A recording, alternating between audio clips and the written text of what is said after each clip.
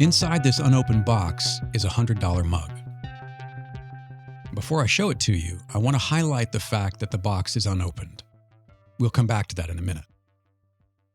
And it's not really a $100 mug. It's a $65 mug, which is still not nothing. The other $35 is to cover shipping from Poland, where ceramicist Aleksander Kozera makes them under the name Yird ceramics. I've actually wanted one of Aleksander's mugs for a while, but every drop sells out in minutes.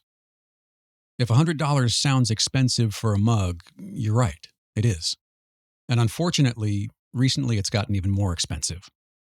In fact, for this one mug, Aleksander got hit with a bill for an additional $66 in tariffs, taxes, and fees, including a $27 fee from the U.S. Food and Drug Administration, apparently to cover checking the mug for lead content in the clay body or the glaze.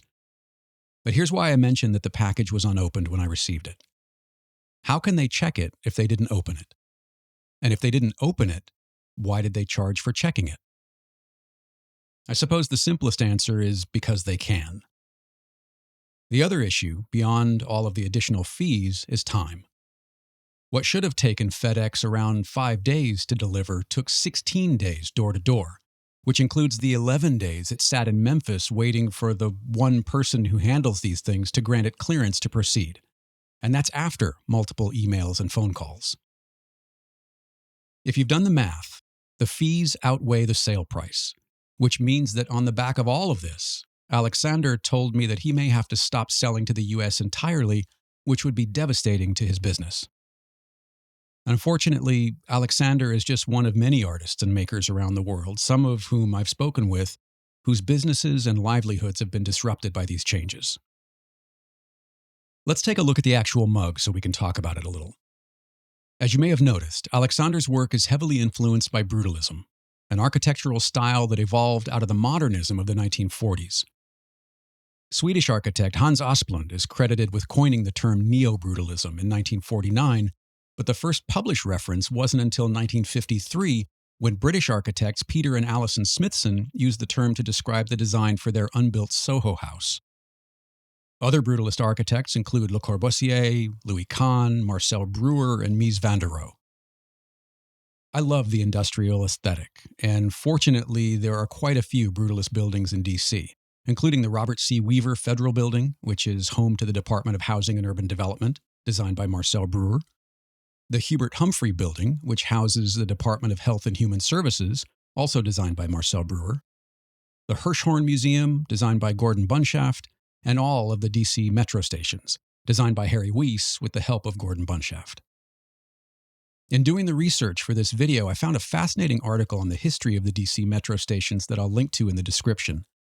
If you're at all interested in architecture or transportation, I think you'll enjoy it. One of the standout quotes from the piece is from President Lyndon Johnson, who said the D.C. Metro, quote, should be designed to set an example for the nation and to take its place among the most attractive in the world, end quote. And it's up to you to decide what attractive means to you, but I think they're terrific. Raw concrete, glass, steel, and bold geometric forms are some of the hallmarks of Brutalist architecture. But did you know that one of the most recognizable visual elements of Brutalism was an accident? The story goes that when Le Corbusier was building the massive Unité d'Habitation in Marseille, there was a misunderstanding between the architect and the various contractors doing the concrete work on the building. Rather than the smooth surface Le Corbusier specified in the plans, the concrete was left unfinished, with the marks and remnants of the wooden forms clearly visible on the surface. Le Corbusier was livid, calling it a massacre of concrete. But rather than having the contractors fix it, he reportedly told them to just leave it brut, a reference to the French term béton brut, which means raw concrete, a decision that changed modern architecture forever. One of the things I love about Aleksander's work is that he's done a brilliant job of interpreting or referencing the visual shapes and textures of Brutalism in his ceramics while still making the designs his own.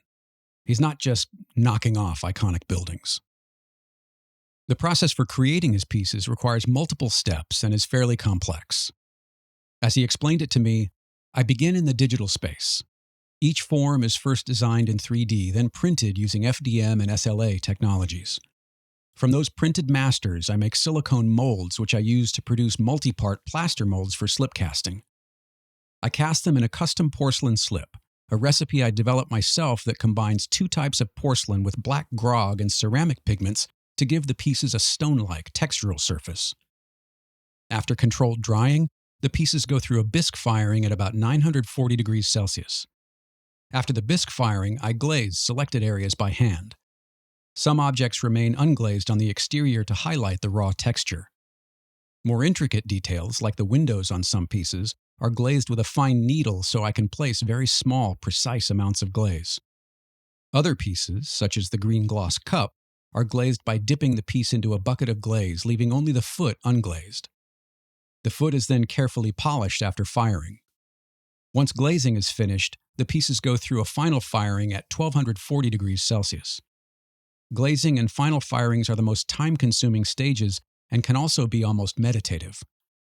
I work in small batches, so each piece receives careful attention.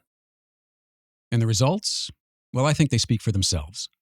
This is stunning work, much more dramatic in person than it appears online. I love the subtle nods and callbacks to the architecture that inspires it. The shapes and textures make Aleksander's pieces equal parts form and function, and for me, much more art than utility. I know it can be expensive to buy art, even more so if you're purchasing items from outside the US. But I also think that some pieces are worth the cost if they bring you joy and you have the means. And I know for a fact that makers appreciate the support now more than ever. Would I love to have a few of Aleksander's other pieces? Sure, but until the tariff situation gets sorted out, I don't see that happening. Until then, I'm grateful to have this one beautiful mug. If you'd like to learn more about Brutalism, there are a few books you might want to check out, including Brutalist Italy by Roberto Conte and Stefano Perego, Brutalist Paris by Nigel Green and Robin Wilson, The Brutalists by Owen Hopkins, and Concrete Architecture by Sam Lubell and Greg Golden. There are, of course, a bunch of others, but these should get you started.